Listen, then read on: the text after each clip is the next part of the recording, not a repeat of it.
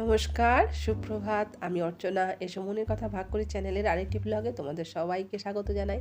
আশা করি সবাই ভালোই আছো। ঠান্ডাটা কিন্তু বেশ পড়েছে, তাই না বন্ধু? সকাল বাজে এখন 8টা।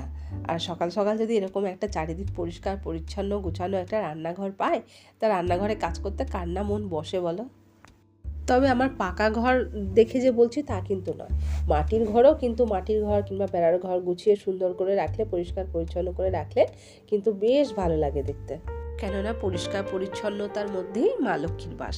শুধু মা লক্ষ্মী কেন, মা সরস্বতীও কিন্তু পরিষ্কার পরিচ্ছন্ন জিনিস খুবই ভালোবাসে। আর সকালবেলা হলে কি হবে, আমার ঘর কিন্তু ওই অন্ধকার, লাইট জ্বালতে হলো। চা করে খেয়ে ছাদে গেছিলাম জামা কাপড় মেলতে, তারপর চলে এসেছি রান্নাঘরে। কেন, ছেলের তো স্কুল খুলে গেছে, ওকে স্কুলে পাঠাতে হবে। ওর স্কুলের টিফিনটা আগে করবো আর একটু ভাত বসাবো। আগের ভিডিওতে তোমাদেরকে যে কড়াইশুঁটির কচুরি করে দেখিয়েছিলাম না, তো সেখান থেকে তো পুরটা বেশি হয়েছিল, রেখে দিয়েছিলাম। তো আজকে একটু ময়দা মেখে নিয়েছি, ছেলেকে একটু কড়াইশুঁটির পরোটা করে স্কুলের টিফিনে পাঠিয়ে দেবো। তোমরা কেউ যদি ভাবো যে কড়াইশুঁটির কচুরি তো পুরো ছাকা তেলে ভাজা হয়, তো ওটা খাবো না, তবে ওই একই রকমভাবে পুর বানিয়ে এভাবে পরোটা করেও কিন্তু খেতে পারো। আর আমি না এখন একটা দিন গ্যাপ রেখে রেখে ভিডিও দিচ্ছি, কেননা ছেলের স্কুল খুলে গেছে, তো পড়াটা আছে সেগুলোও দেখতে হয়। তো সেই জন্য আমি একদিন গ্যাপ করে করে ভিডিও দেবো। তো তোমরা কিন্তু আমার কাছ থেকে সরে যেও না। আর তোমরা যারা আমার চ্যানেলটিকে সাপোর্ট করে দিয়েছো, তোমাদের সবাইকে জানাই অজস্র ধন্যবাদ। আর এইভাবেই তোমরা আমার পাশে থাকো। আর যারা তোমরা আমার ভিডিওগুলো দেখছো, তাদেরকেও জানাই অজস্র ধন্যবাদ। এইভাবেই পাশে থেকে ভিডিও দেখতে থাকো। আর আমি যদি কোনো ভুল দেখাই, কি ভুল ত্রুটি কিছু করি, তাহলে কিন্তু অতি অবশ্যই তোমরা আমাকে কমেন্টে জানাবে, কেননা আমি শুধরে নেওয়ার চেষ্টা করব। কেননা ভুল তো মানুষ মাত্রই হয়, তাই না? আর আমি তো নতুন এসেছি ইউটিউবে, অতটা কিছু জানিও না। তো তোমাদের যদি কিছু চোখে ঠেকে, তাহলে তোমরা ওটাকে আমাকে শুধরে নেওয়ার সময় দিও। লেচির মধ্যে পুর ভরা হয়ে গেলে না, ভালো করে এভাবে হাতে ঘুরিয়ে ঘুরিয়ে মুখটা বন্ধ করে নেবে। আর এভাবে ঘোরালে কি হয় বলো তো, পুরটা পুরো লেচির মধ্যে ভালোভাবে ছড়িয়ে যায়। আমার এই জায়গাটা ধোয়া মোছা পরিষ্কারই থাকে। আমি এখানটাতে লুচি হোক পরোটা হোক এখানেই বেলি। তো এই জায়গাটাতে একটু তেল মাখিয়ে নিলাম, আর বেলুনটার মধ্যেও একটু তেল মাখিয়ে নেবো। আর এখন না একটাই করবো, কেন কড়াইশুঁটির পরোটা তো একটু ভারী হবে, একটা খেলেই ওর হয়ে যাবে। একটু কাছের থেকে তোমাদেরকে দেখায়, দেখো দেখেছো চার সাইডে কি সুন্দর পুরটা ছড়িয়েছে। তাওয়াটা না হালকা গরম করে নিয়েছি, এবার পরোটাটা দিয়ে দিলাম। এক্ষুনি তেল দেবো না, এটা একটু উল্টে পাল্টে দুপাশটা একটুখানি ভেজে নেবো। ভাজার পরে তারপর অল্প করে একটু সাদা তেল দিয়ে দেবো।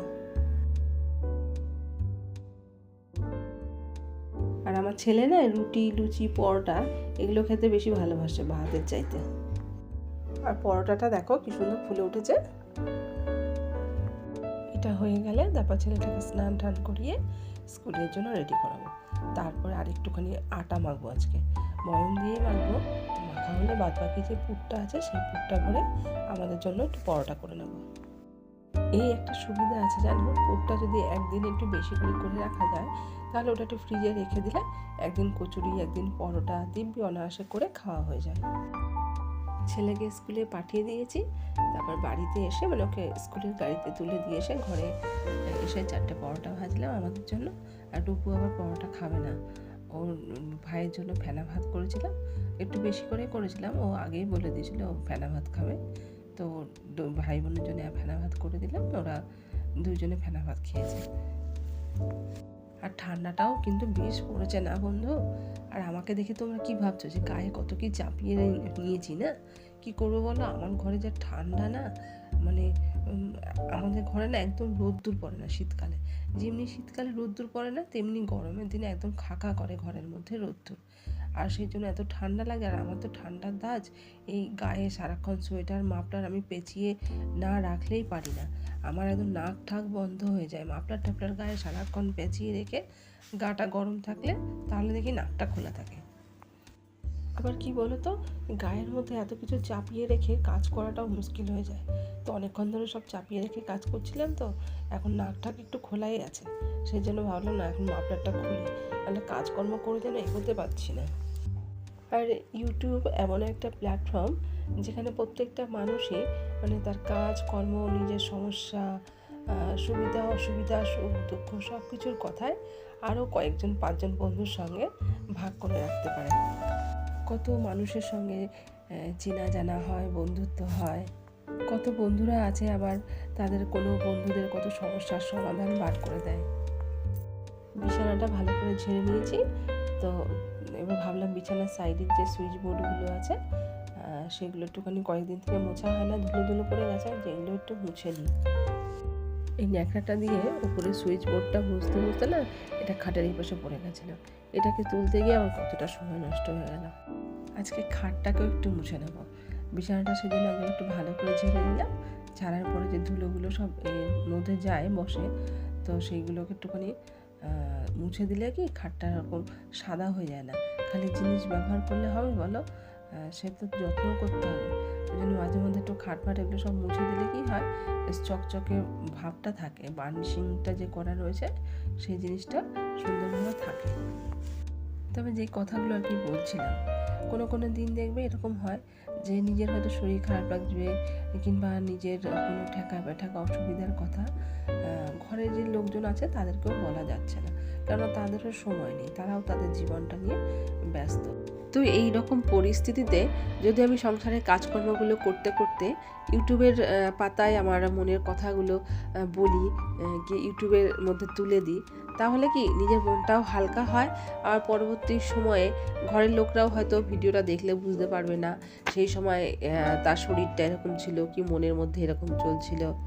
এই কিন্তু একটা ভালো দিক। খাটটা মাঝে মাঝে মুছি তো এখনও কত পরিষ্কার আর চকচকে রয়েছে রঙটা।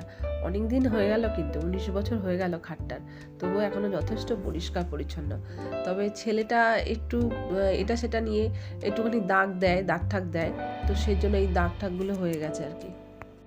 না হলে এমনি রং ঢং সবই ঠিকঠাকই আছে। আর কাঠটাও বেশ ভালো, খাটের কাঠটা না কোনো জায়গায় মানে ঘুনে ধরেনি, এত বছর হয়ে গেছে তবুও। বিছানাটা আরেকবার ঝেড়ে নিলাম। ওই খাটের মধ্যে যেইটুকু জায়গায় জানলা দিয়ে আলো এসছে, ঘরের ওই জায়গাটুকুনি আলো রয়েছে, নাহলে কারেন্ট নেই তো পুরো ঘরটা অন্ধকার হয়ে রয়েছে।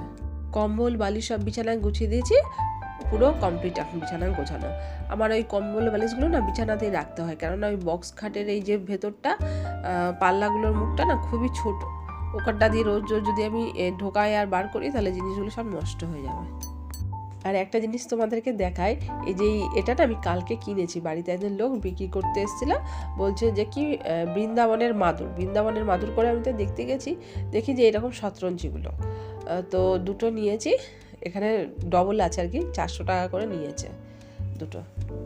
আমার মেঝেতে যে একটা অবশ্য পাতা আছে, তবে ওটা অনেকই মোটা, এটা অতটা এরকম মোটা নয়। ঠকে গেলাম কিনা জানি না। আর মাদুরটা দেখতে এরকম, মানে শতরঞ্জিটা দেখতে এরকম, দেখতে আমার খুব ভালো লাগছে, সেজন্য আমি নিলাম, যে মেঝেতে পাততে ঠেকা বেঠাকা খুব ভালো হবে। কেমন হয়েছে কমেন্টে লিখে জানাবে তো। ঘর দুয়ার পরিষ্কার করা হয়ে গেছে, এবার চলে এসেছি রান্নাঘরে। চালটা ধুয়ে ভিজিয়ে রাখবো কিছুক্ষণের জন্য, তারপরে ভাত বসাবো। তোমরা তো জানোই আমি চাল ধুয়ে ভিজিয়ে রাখি, তাহলে খুব তাড়াতাড়ি ভাতটা হয়েও যায় বসালে, আর গ্যাসটাও একটু কম পড়ে। আর এই জলটাও ফেলে দেবো না, জমিয়ে রাখবো। এগুলো যে ছাদে গাছ আছে, গাছের গোড়ায় সেই জলগুলো দিয়ে দেবো। আজকে বাজার এসেছে, বাজারের ব্যাগ এখনও ধরা হয়নি, চলো দেখি কি এনেছে। প্রথমে তো উঠে এলো কাঁচকলা, এবার আছে মিষ্টি কুমড়ো। রূপুর বাবা বাজারে গেলে মিষ্টি কুমড়ো এই সবজিটাই সবচেয়ে ভালো চেনে, বাজারে গেলে এক টুকরো মিষ্টি কুমড়ো আনবেই। একটা বেগুনও এনেছে, আর এনেছে পেঁপে, আর কি আছে, আর ধনেপাতা একাটি, আর একটাও বেগুন দেখা যাচ্ছে, 2 আটি মানে পালং শাক, 2 আটি পালং শাক নিয়ে এসেছে। আর আছে এটা কি, এটা কাঁচা লঙ্কা এক প্যাকেট এসেছে, কড়াইশুঁটি, আর রয়েছে আর আলু, শিম, রসুন আর লেবু। আর এদিকে আছে মাছ, তেলাপিয়া আর চিংড়ি মাছ এনেছে। আজকে চিংড়ি মাছটা করবো না, ধুয়ে রেখে দেবো, তেলাপিয়া মাছটার ঝোল রান্না করব। আর এই মাছগুলো না প্রচণ্ড শক্ত, আর কাঁটাগুলো প্রচণ্ড শক্ত, একটু যদি খোঁচা লাগে না জীবনটা একদম বেরিয়ে যায়। তো মাছের গায়ে নুন দিয়ে ভালো করে ডলে মাছটাকে ধুয়ে নিয়েছি। তারপরে এখন আবার একটু নুন আর হলুদ মাখিয়ে কিছুক্ষণ রেখে দেবো, তারপরে এটাকে ভাজতে দেবো। ভাতটা বসিয়ে দিয়েছি, ভাতটা নামিয়ে ফেলেছি, এখন মাছটা ভেজে ঝোলটা করব। আমার মিক্সিটা তো খারাপ হয়ে গেছে তোমরা জানোই, এখন এই চপারের বাটিটার মধ্যে লঙ্কা ঠঙ্কা বেটে নিতে হবে, ভালো হয় না বাটলে। এই দেখো খুব একটা ভালো হয়নি যে এরকম হয়েছে।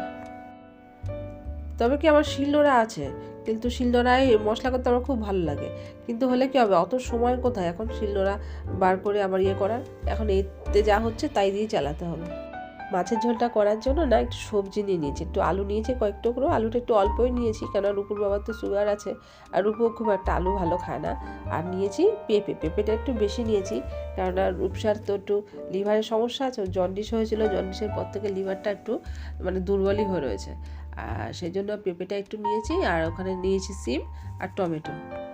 আর পেঁপে সেদ্ধর চাইতে ডালে কিংবা ঝোলে যদি পেঁপে দেওয়া হয় না, সেই পেঁপেটা খেতে ভালো লাগে, আর রূপও সেটাই পছন্দ করে। আর একটু মশলা, রেগুলারে যে মশলাগুলো হয় সেটাই নিয়ে নিয়েছি, একটু নুন, হলুদ, জিরে গুঁড়ো, কাশ্মীরি লঙ্কার গুঁড়ো আর হচ্ছে লঙ্কাটা যে বেটে দিলাম ওটা।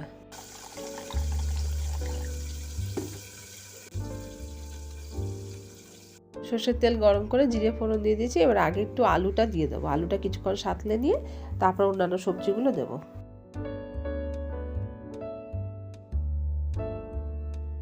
সবজিগুলো একটু সাঁতলে নিয়েছি, এবারে মশলাটা দিয়ে দিলাম। মশলাটা একটু সবজির সঙ্গে ভালো করে কষিয়ে নেব। আর আমার ছেলের তো রেজাল্ট বেরিয়ে গেছে, এবার ক্লাস 2-এ উঠলো, আবার নতুন ক্লাসও চালু হয়ে গেছে। সবজির মধ্যে মশলাটা দেওয়ার পরে না একটু ঢেকে ঢেকে কষাবো, তাহলে মশলার যে স্বাদ সেটা বজায় থাকে। পালং শাকটাও আজকে করে ফেলবো, সেই জন্য পালং শাকটা কেটে এই বড় বাটিটার মধ্যে আর ধুতে নিয়েছি। যা ময়লা পালং শাকে, আর এই বড় বড় বাটিগুলো না শাক ধুতে খুব ভালো হয়। এগুলো রূপুর বাবাই বিক্রি করে, ওর কাছ থেকে নিয়েছি। সবজির সঙ্গে মশলাটা কষানো হয়ে গেছে, পরিমাণ মতন গরম জল দিয়ে দেবো। ঝোলটা ফুটে উঠেছে, এবারে ভেজে রাখা মাছগুলো সব ঝোলের মধ্যে দিয়ে দেবো। আর তোমরা যারা নতুন রান্না করছো তাদের জন্য একটা কথা বলে রাখি, যখনই মাছের ঝোল কিংবা ডিমের ঝোল করবে, মশলা দিয়ে কষিয়ে জল দেওয়ার পর জলটা যখন ফুটে উঠবে, ঝোলটা ডগমগ করে ফুটবে, তখন মাছ কিংবা ডিমটা দেবে। না হলে না ওই ঝোলে যে কাঁচা ভাবটা ওটা মাছে কিংবা ডিমের মধ্যে ধরে নেয়, আর তখন ঝোলের স্বাদটাও নষ্ট হয়ে যায়। তোমাদেরকে আর একটা কথা বলে রাখি, যারা নতুন রাঁধুনি আছো তারা তো বুঝে উঠতে পারো না হয়তো, যে এরকম আমারও হতো প্রথম যে কতটা ঝোল করছি কতটা জল দেবো। তো তোমরা এই জিনিসটা খেয়াল রাখবে, যে জিনিসটা দিয়ে ঝোল করছো, যেমন আজকে আমি মাছের ঝোল করছি সবজি দিয়ে, এই মাছ সবজি মোটামুটি একটু ডুবে যাবে, এতে দেখেছো একটু ডোবা ডোবা ভাব, এই এতটা জল দিলে পরেই এটা ফুটে ঠুটে ঠিক পরিমাণ মতো ঝোলটাও থাকবে, আর সবজি মাছ সবই নরমও হবে।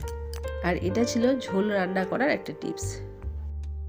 একটা বড় কাঁচা লঙ্কা 2 টুকরো করে ফাটিয়ে ঝোলের মধ্যে এটা গুঁজে দেবো, তাহলে কিন্তু ঝাল হবে না, কিন্তু ঝোলটার মধ্যে বেশ একটা কাঁচা লঙ্কার গন্ধ হবে। ঝোল আমার হয়েও গেছে, তোমাদের সঙ্গে কথা বলতে বলতে এবার ধনে পাতাটা একটু ছড়িয়ে দিলেই রেডি। এবারে পালং শাকটা বসাবো, বড়িগুলো একটু ভেজে তুলে নেবো। আর বড়িগুলো না, বড়িগুলো খুব ছোট্ট বেশ, প্রত্যেকটা একটু বেশি করে দিলে কি গাছে গাছে একটু মুখের মধ্যে বড়িগুলো পড়ে, বেশ ভালো লাগে। তাহলে আজকের মতন আমার রান্নাবান্না কমপ্লিট। কি রান্না করেছি চলো একবার দেখিয়ে দিই। এখানে তো একারি ভাত করেই নিয়েছি, এখানে দুবেলার ভাতই আছে। আর এখানে আছে আলু বেগুন বড়ি দিয়ে পালং শাকের ঘন্ট। আর এখানে রয়েছে শিম আলু আর দিয়ে কি বলে পেঁপে দিয়ে ধনে পাতা ছড়িয়ে তেলাপিয়া মাছের ঝোল।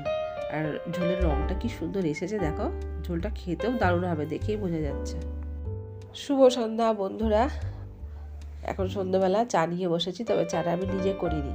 রূপু কলেজ থেকে আসলো, তারপরে এসে বলছে মা আমি ভাত খাবো না, আমার ভাল লাগছে না, গলাটা খুব শুকিয়ে যাচ্ছে, একটু জুস টাইপের কিছু খেতে ইচ্ছা করছে। তো ঘরে একটু দই ছিল, তো দইটা দিয়ে আমি ওকে লস্যি বানিয়ে দিয়েছিলাম। তারপর ওটাই খেলো, খাওয়ার পরে ওকে সব কিছু ছেড়ে দিয়ে আমি একটুখানি সন্ধ্যে সব দিয়ে একটু বিছানায় পিঠটা ঠেকিয়েছিলাম। এখন উঠেছি, শরীরটা এত খারাপ লাগছে আর কি বলবো। আর এই শীতকালে না এটাই হয়, একটুখানি ঢুকে শুলে না এত ঠান্ডা লাগে উঠলে পরে যে কি বলবো।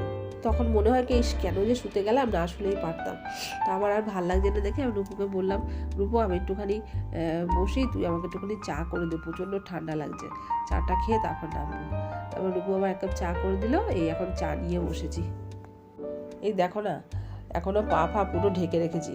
এখানে আমার ছেলেকে পড়তে বসিয়ে দিয়েছি, আর মুখটা একটু ধুয়ে নিয়ে কোনো রকমে আমি ওকে বললাম চা দিতে, ও চা দিল। আমি এখনও ঢুকেই বসে রয়েছি, এত ঠান্ডা লাগছে। তাহলে আজকের মতন এখানেই রাখি, আর ভিডিওটা আর বড় করব না। তোমরা সবাই ভালো থেকো, সুস্থ থেকো, সাবধানে থেকো, সবাই নিজের খেয়াল রেখো, আর ঠান্ডাটা খুব এনজয় করো। ভিডিওটা ভালো লাগলে একটা লাইক করে দিও। আজকের মতন টাটা।